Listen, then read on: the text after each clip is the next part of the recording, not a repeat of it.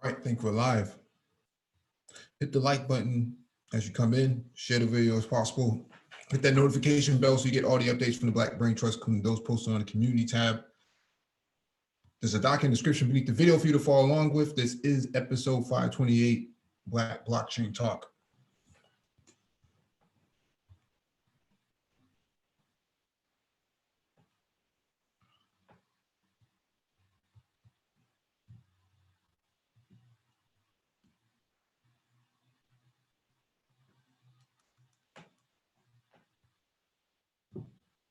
And if you want to engage in the discussion, there will be a link in the chat for you to click on. When you click on the link, make sure you raise your hand so that one of us can acknowledge you and advance you to the panel.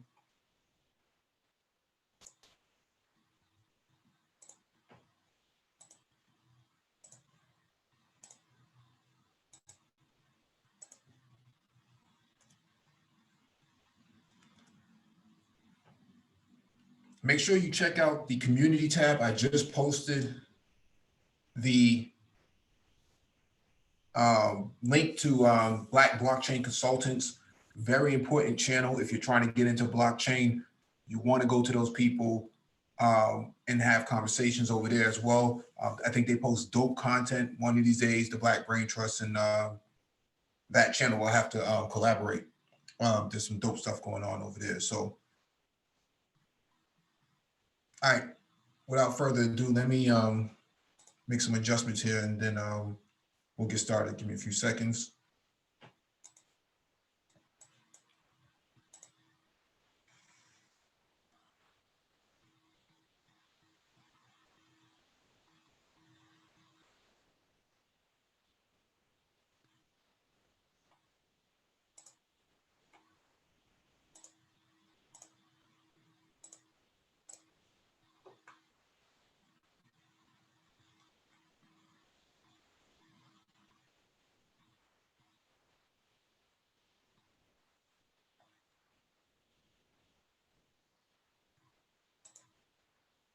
All right, we can get started.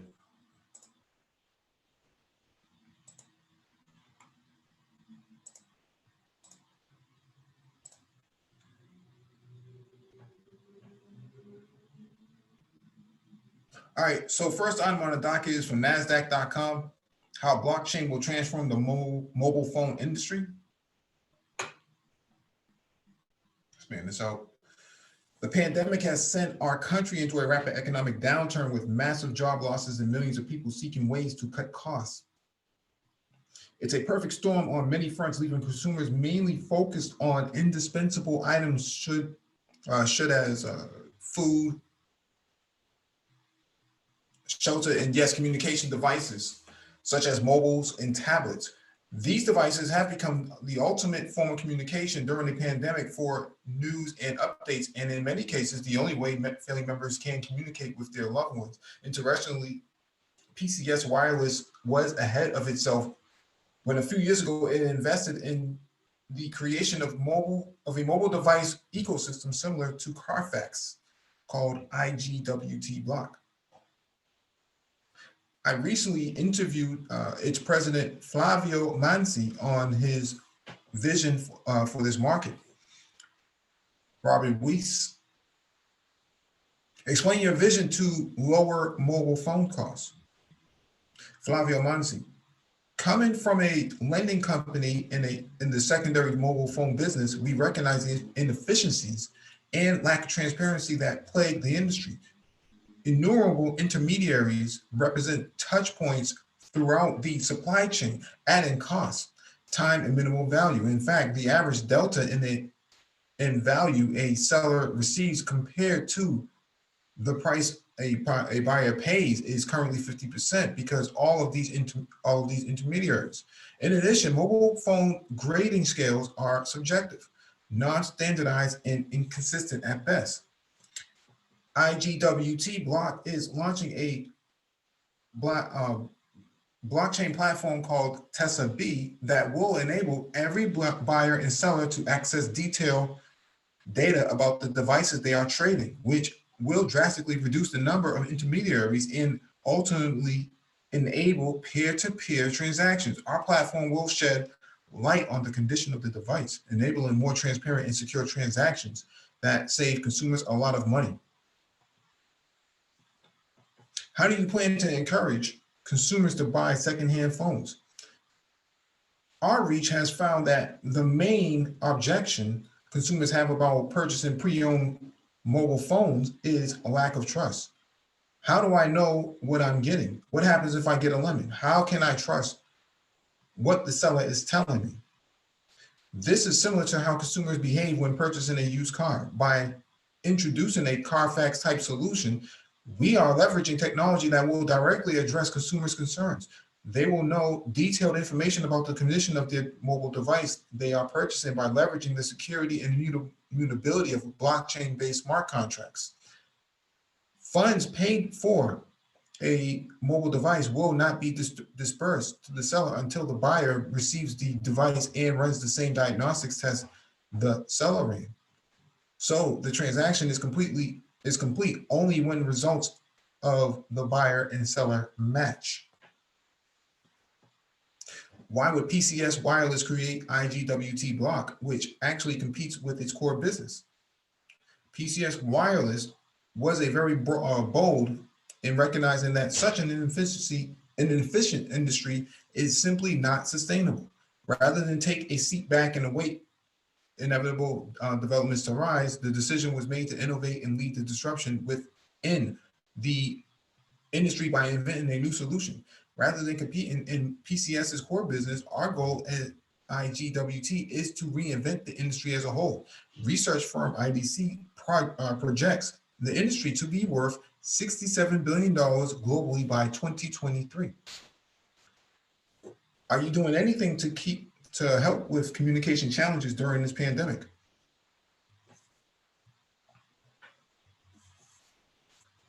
We clearly recognize the increased need for people to stay connected, not only during this terrible pandemic, but throughout the economic impact it will have for time to come. We strongly believe that enabling efficient transactions of mobile devices against consumers will lower the barrier to stay connected. Specifically in times of sorrow like these, we are backing our parent company's partnerships supporting frontline hospital staff, patients, and seniors. This includes our partnership with NJII to connect PCI Wireless to the right people at New Jersey hospitals. We have also teamed up with COVID Tech Connect to service the national network of hospitals. In addition, the COVID Tech Connect initiative is leveraging our global supply chain to source items overseas to connect those in need with loved ones, both locally and overseas. How do you see the transformation of the mobile supply chain working on the blockchain? Bringing transparency to the supply chain will make it much more efficient. Currently, an average of 7 intermediaries touch a pre-owned mobile phone from its original owner to its new ultimate owner. These intermediaries are often located around the globe, so the mobile device at issue travels the world during the highly inefficient journey. By providing access to a shared database, our blockchain platform will enable localized transactions. Think of it as a decentralized inventories. If a seller in Oklahoma City wants to sell its iPhone 8 and there is a buyer 6 miles away, why do we need to transport that iPhone 8 from the Verizon store to Oklahoma City where the seller drops it? Seller drops it to Verizon's triage warehouse in Dallas, to a wholesale buyer in New Jersey, to a wholesale seller in Hong Kong, to an e-tailer in Maryland, where the buyer purchases it and shipped it to Oklahoma City. Sounds insane because it is. Watch how the Tesla B ecosystem will work. Is IGWT currently selling these mobile phones today? As part of our strategy, we developed a proof of concept business in parallel to the build out of our blockchain platform. To that effect, we launched our e-commerce site, glide.com, where today consumers can purchase premium pre-owned phones, accidental damage protection plans under our Tesla B protected plan, and accept phone trade-ins for cash or credit. Over the next 18 months, we will be rolling out more Tesla B powered offerings powered by the blockchain. So this is interesting because I do see this a lot. When I went to the continent, what I saw was a lot of people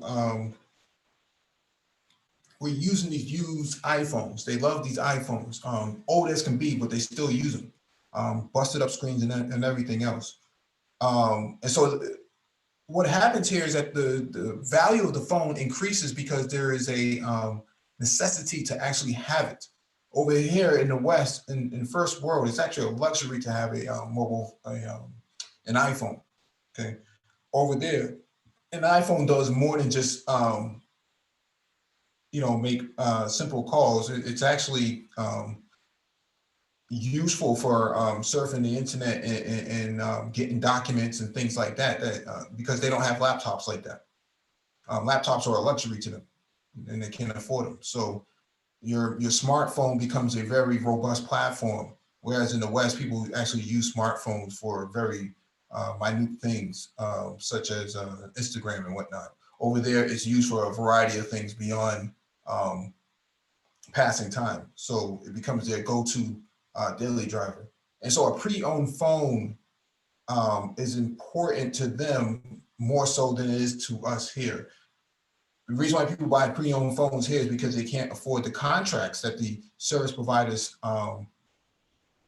have available. And so who wants to be on a 2 or 3 year contract from any of these telecoms, just to own a phone? That doesn't make a whole lot of sense, but that's how they make their money. And so pre-owned phones, start to increase in value, especially during the pandemic when people can't afford to buy new devices because they just can't afford it. And so this is an interesting platform in use case of putting pre-owned phones on and creating a Carfax out of the pre-owned phone market. I suspect that this will expand down to laptops and tablets as well at some point. This is not going to stop at phones. Phones are just one avenue, but definitely tablets and laptops will become a part of that. And what this is going to do, increase the value of the used device. So now there's going to be an incentive to keep your device clean and have cases on it and screen protectors and stuff like that, because it's going to preserve the value of it, kind of lowering the mileage on it. And so you're going to see a lot of people who are out of work who got that latest iPhone or got that latest Galaxy or whatever it is, and they may have to trade it in and get something different, in order to afford it. If you can get $250 for a phone and you need that $250, that trade-in now sounds a little wiser than before. So there's a lot of opportunity that's going to come out of this. I think this is a great idea to put a Carfax out there for phones. You don't know where that phone has been at, especially during the pandemic where, your smartphone actually has more germs on it than a bathroom sink or a toilet, for that matter, a urinal stall. And so what we're talking about here is knowing that phone did not come from a hot environment where it may have been touched by or used by a potentially infected COVID patient. This is a great idea. I don't see anything wrong with this. Let me move on to the next item on the docket. Let me give a shout out to people in the chat. Mega Montana, what's going on? Peace. Willie Little John, peace. Keep It Techie, peace. Mike Shinnery, peace. Engineering Cannabis, what's going on?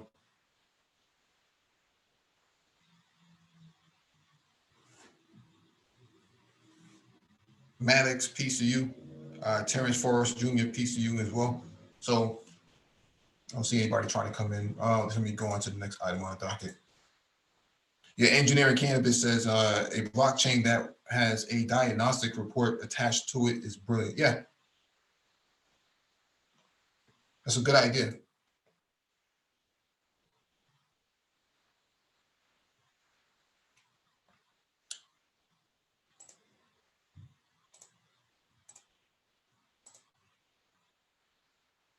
All right, so next item on the docket is from Hyperledger, but it's about DAML smart contracts coming to Hyperledger smart Sawtooth. So I want to make sure I just briefly touch on this. This came out last year, but I just want to make sure we briefly touch on DAML for a quick second before we go right into it.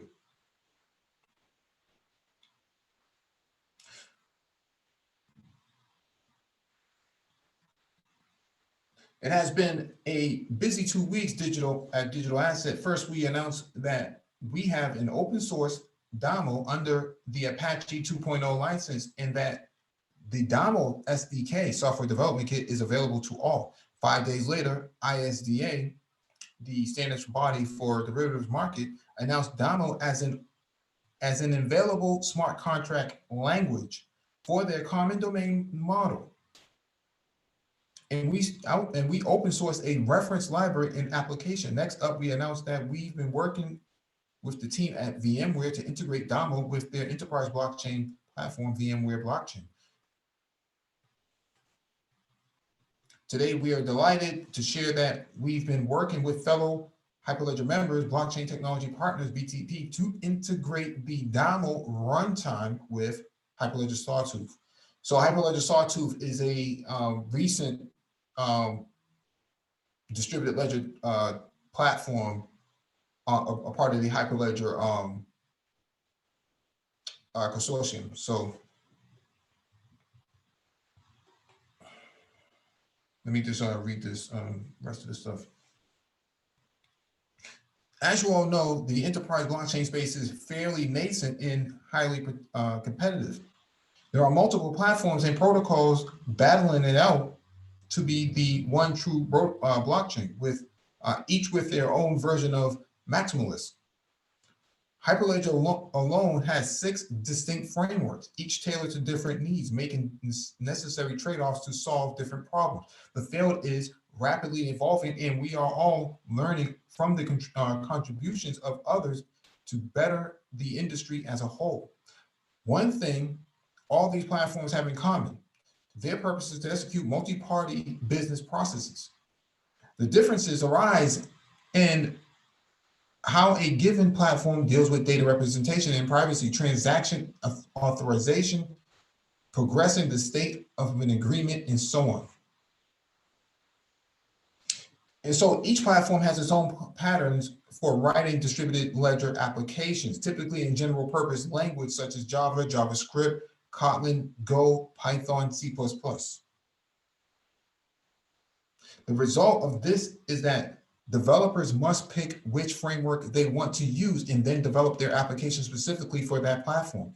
Their application is now tightly coupled to the underlying architecture of that ledger. And if a better alternative arises for their needs, that likely results in a wholesale rewrite. One of the primary goals of DAML was to decouple smart contracts, the business logic itself, from the ledger by defining an abstraction over implementation details such as data distribution, cryptography, notifications, and the underlying shared store. This provides a clean ledger model accessible via a well-specified API. With a mapping between this abstraction layer and the specifics of a given platform, as BTP or blockchain technology partners is developing for Hyperledger Sawtooth, DAML applications can be ported from platform to platform without complex rewrites. Okay. DAML's deep abstraction doesn't just enable the portability of applications, it greatly improves the productivity of developers, of the developer by delivering language level constructs that that deal with boilerplate concerns like signatures, data schemas, and privacy. Blockchain applications are notoriously difficult to get right. Libraries and packages can help improve productivity in some cases, but the application will remain bound to a given platform.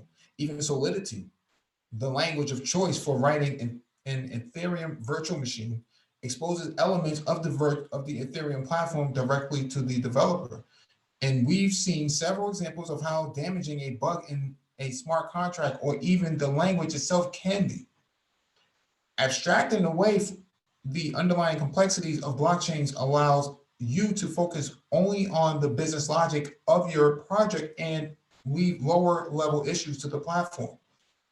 For example, when a contract involves many parties and data types, it can be extremely difficult to define fine-grained data permissions in a general purpose language. DAML allows you to define explicitly in code who is able to see which parts of your model and who is allowed to perform which updates to it. As a simple illustration, consider the model for a cash transfer. DAML's powerful type system makes it easy to model data schemas, even far more complex schemas than this directly in the application. So this is a example of the smart contract model here. And so what they're saying here, the template is this cash. And what you're seeing here is the issuer is the party, the owner described as party, and the amount is in decimal format, okay? So this is a little bit more granular than what you would have seen before. Built-in language elements simplify the specification of which party or parties need to sign a given contract, who can see it, and who is allowed to perform actions on it. These permissions can be specified on a very fine-grained subtraction basis.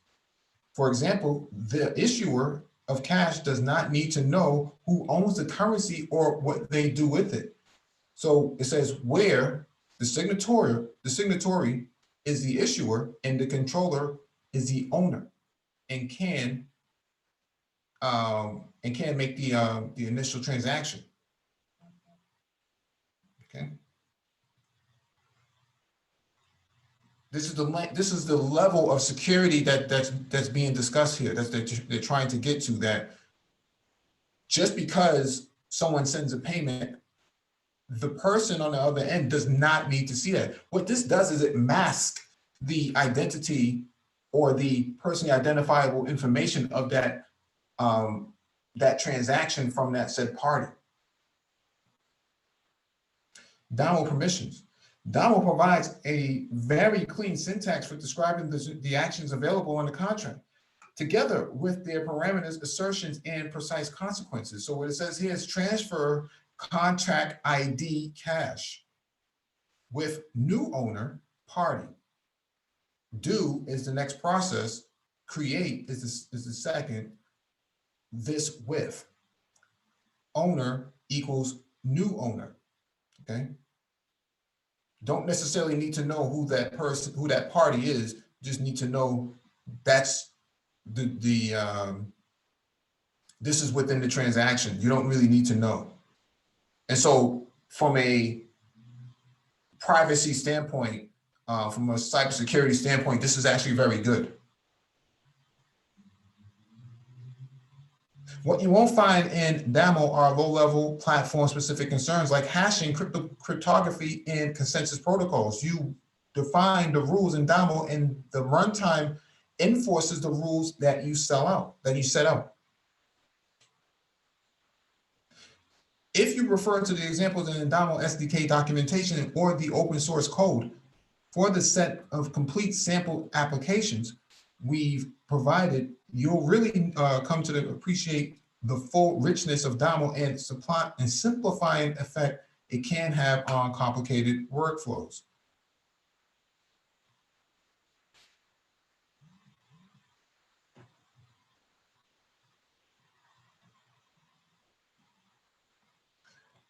Digital Asset and BTP will soon be submitting the DAML integration to the upstream of Hyperledger Sawtooth framework. This has already been taking place. This is old. Fully open source in our work. The integration will also be commercially supported by BTP's blockchain management platform, Sextant, which provides application developers with a cloud-ready instance of Hyperledger Sawtooth. Sexton is already available on the AWS Marketplace for containers, and DAML support for Sexton will be added in July. BTP expects to support Sexton on other cloud provider support soon thereafter.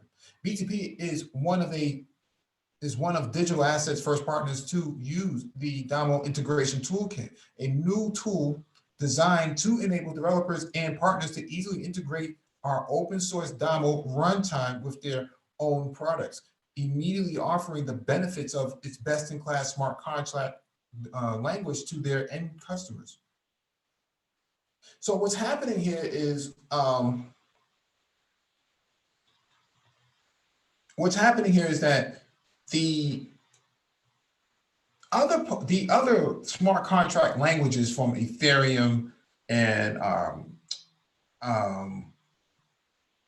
some of the other I'm trying to think of there's 2 or 3 more of them. I think Quarter is another one, D3, I think that's what they call it. DAML is open source, and so it's universally compatible with multiple platforms. It decouples the smart contract from the blockchain itself, so it doesn't care which platform that it rides upon. The contract is still going to work. If previously with Ethereum, what happens here is that the contract is tied in with the platform, and so what happens if there's a bug in it in the platform, it can be exploited. And also the smart contract is exploited. So let me give you a real world example. If I took a vending machine and I put in a metal slug into it, previously in about 20 or 30 years ago, you could actually trick the machine into giving you a Coca-Cola or some form of soda, okay? That was a very common issue with old vending machines. You can actually trick the machine. So the machine is a smart contract, is built with a smart contract itself. I put in $1, I put in the currency, and if the currency is sufficient to the cost of the product, it automatically gives me said product. That's a smart contract in a nutshell. What happened 30 years ago, 40 years ago with these vending machines was that you were able to put in a fake coin, a metal slug, and it would, if it was the same shape of a quarter or something like that, you were able to get said item out of it. So that's a vulnerability, right? That's an exploitation happening in real time of the vulnerability. With smart contracts on Ethereum, that's what was happening. If there was a bug in the code, it can be easily exploited, and therefore the cryptocurrency or the transaction could be exploited, and then therefore you now have a big issue on your hands. The greatest part about DAML is that alleviates that, because it decouples itself, and it's actually easy to write the code, and it's a lot more granular because now you can hide or mask the sensitive information that's being transacted, which is the owner and the receiver and so on and so forth. All they know is that the transaction took place. Okay.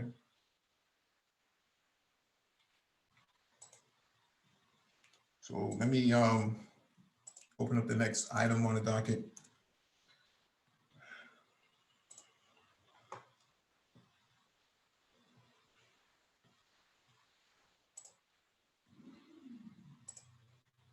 If you're going to join the panel, make sure you update your Zoom client first before joining, because there is a new version 5.0.1 is out. All right, so this is DAML's website.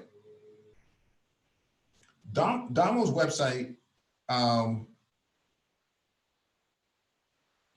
DAML started off as an application language, okay? It evolved into smart contracts afterwards. And so even if you've never written a distributed app before, you'll be able to create something sophisticated, correct, and secure in a fraction of that the time it would take you to write a legacy language.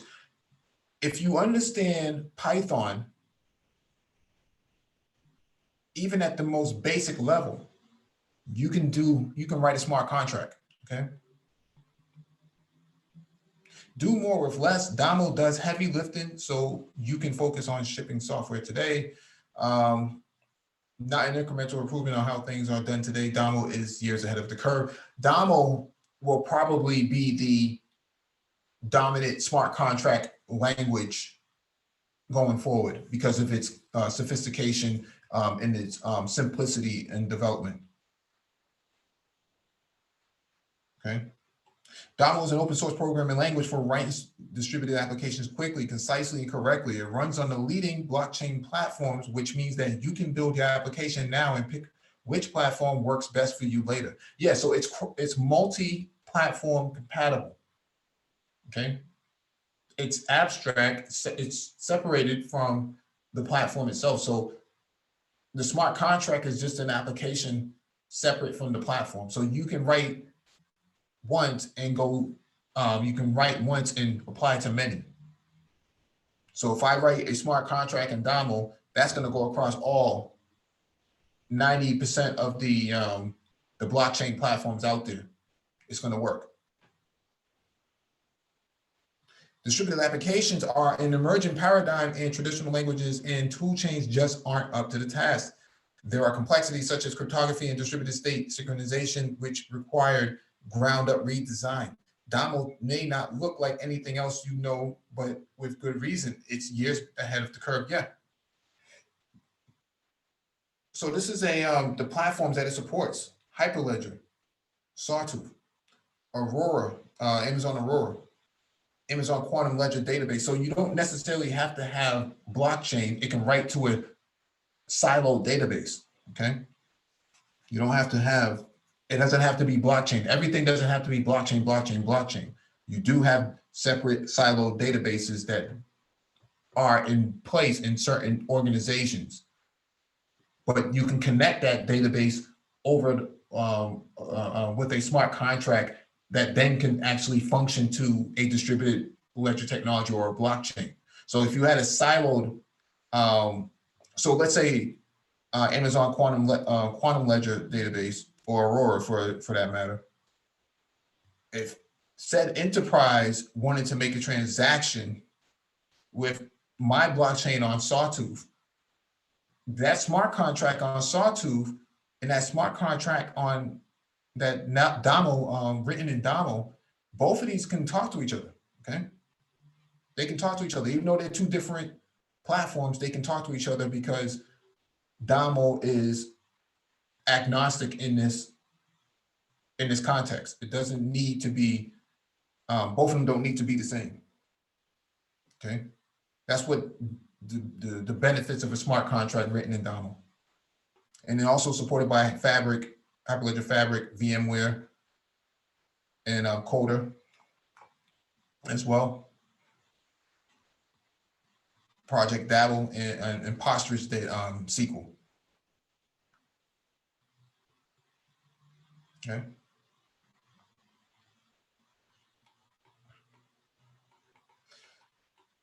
Let's go to the Academy. I thought this was very interesting myself.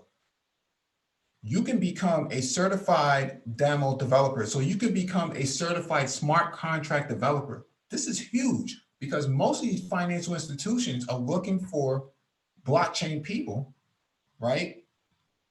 Especially those who have a interest in financial application development, fintech development. Certified DAML developer, that means you're certified in smart contract development.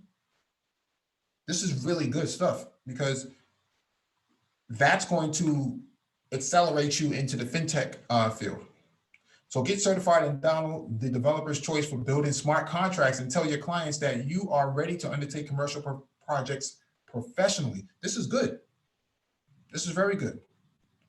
So if you're trying to get into blockchain, this is probably the fastest way to get in, is through smart contract development.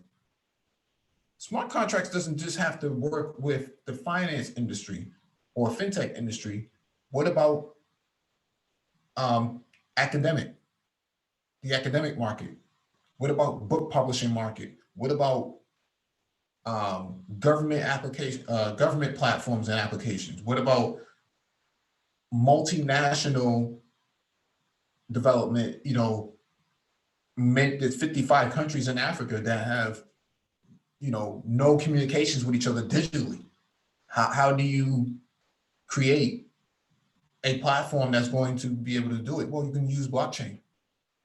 Engineering Cannabis talks about blockchain development all the time. You can use blockchain to actually deal with people-to-people transactions, state-to-state transactions. How do you remove the human element? You use smart contracts. That's what smart contracts are for. Okay.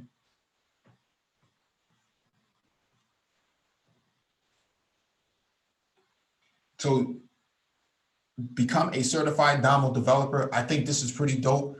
I think if you're trying to get into blockchain, you might want to study this type of stuff first. Becoming certified is the best way to get your skills recognized by a wider audience. This carefully designed certification will test your knowledge of DAML development in an in-depth manner to maintain high quality standards and show that you are ready to deliver projects professionally. Only those who get 70% or higher receive the certification.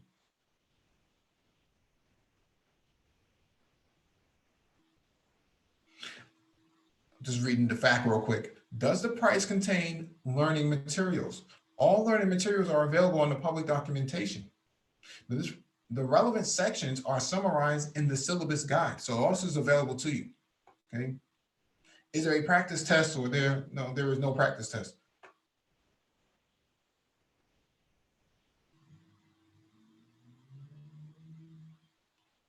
The exam itself only takes 30 to 60 minutes. However, preparation for a new user with zero DAML experience can take anywhere from 8 hours to a week, depending on general developer and smart contract experience. You guys can't go wrong with this, okay? You guys can't go wrong with this. It's a 60-minute exam, roughly, in 8 hours to a week of study time. Okay, this is good stuff. This is going to be the future of smart contracts and blockchain development. If you want to get into blockchain, this is where you're going to start from.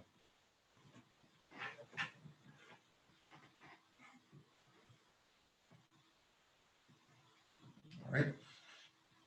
This is in the document in the description beneath the video, so make sure you,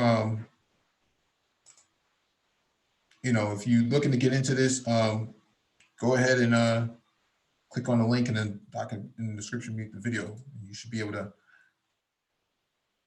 get involved in that part of the market.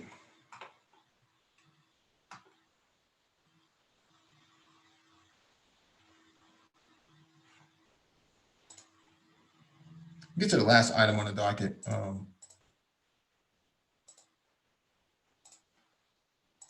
So I should have posted this before, but I'm just now getting around to this. The Linux Foundation had posted certification training up until May 31st. So 30% off. So blockchain essentials, blockchain understanding its uses and implications for free, blockchain for business for free, an introduction to Hyperledger technologies, introduction to Hyperledger sovereign identity, blockchain solutions, Indy, Aries, and Ursa for free, becoming a blockchain Aries developer for free. This is good stuff, man. I can't stress enough that you guys should be trying to get up on some of the stuff you're trying to get into blockchain.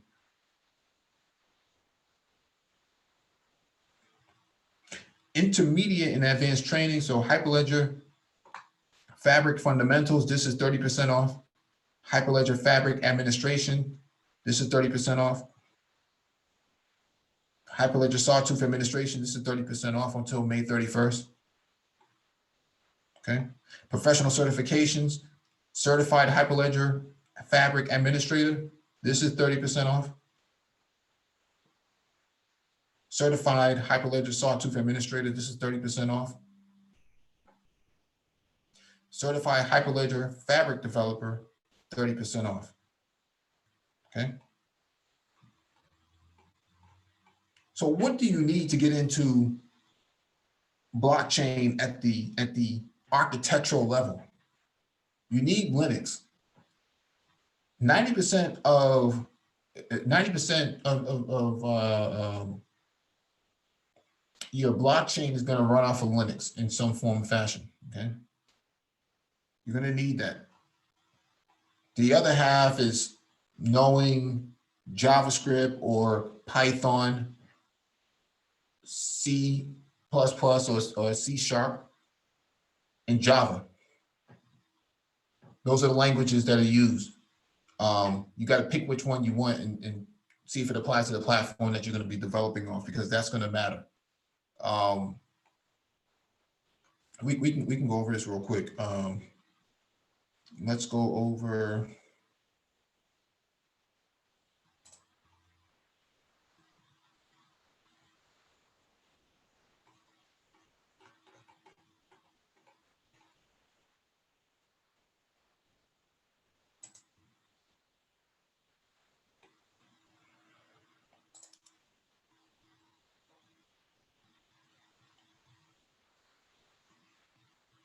Yeah, prerequisites for this. Knowledge of Linux system administration commands and navigation. If you guys aren't subscribed to Keep It Techie, he talks about Linux ad nauseum. So you might want to follow Keep It Techie. Keep It Techie, if you're in the chat, make sure you post your link to your channel. Knowledge of Bash basics. So Born Again Shell is the is the way how you interact with Linux from a hierarchical standpoint. So you got to have a knowledge of Bash basics, just the basics. You don't really need to be an expert. Strong knowledge of containerization and Docker. Yeah. Containerization, Docker, Puppet,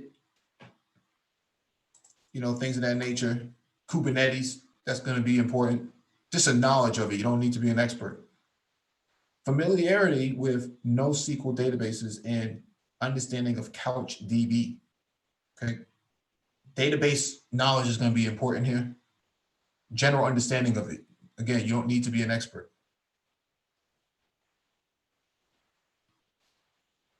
Okay, and then you got a strong understanding of Hyperledger Fabric architecture and components. This means you should understand what ledgers are and how they operate, the type of networks, nodes, endorser, committer, orderer, or etc. You should know what chain code is and its relevance to peers. Understanding the purpose of certificate authority and its identity administration. Those are things that are going to matter. This is not hard. You can study this stuff in probably about 90 days. Okay, about 90 days. Go subscribe to Keep It Techie. Get some understanding of Linux administration, and you should be good. Okay, that's all that it takes. All this stuff is 30% off. The link is in the description beneath the video up until May 31st. If you want to get into blockchain, that's where you're going to go. Also, make sure you check the community tab. The community tab, I posted Black Blockchain Consultants. Make sure you subscribe to their channel, show them some support. They're doing some dope work over there. They have, I think, roughly 700 subscribers right now, trying to get them to 1,000 by sharing their content and having you all go over there and subscribe to them. Watch their content in the spare time because they have some pretty good discussions over there. Black people on blockchain, that's something that's rare. So it's an open, wide market when we should be actually dominating this type of stuff.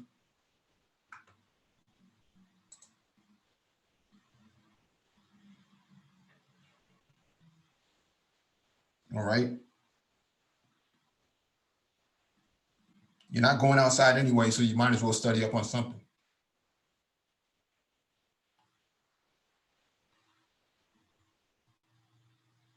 See if anybody's trying to get on. No, nobody's trying to get on. So yeah, thank you all for joining me, man. Please hit the like button if not already done so. Share the video if possible, and hit that notification bell so you get all the updates from the Black Brain Trust, including those posted on the community tab. There's a document description beneath the video for you to reference, follow along with.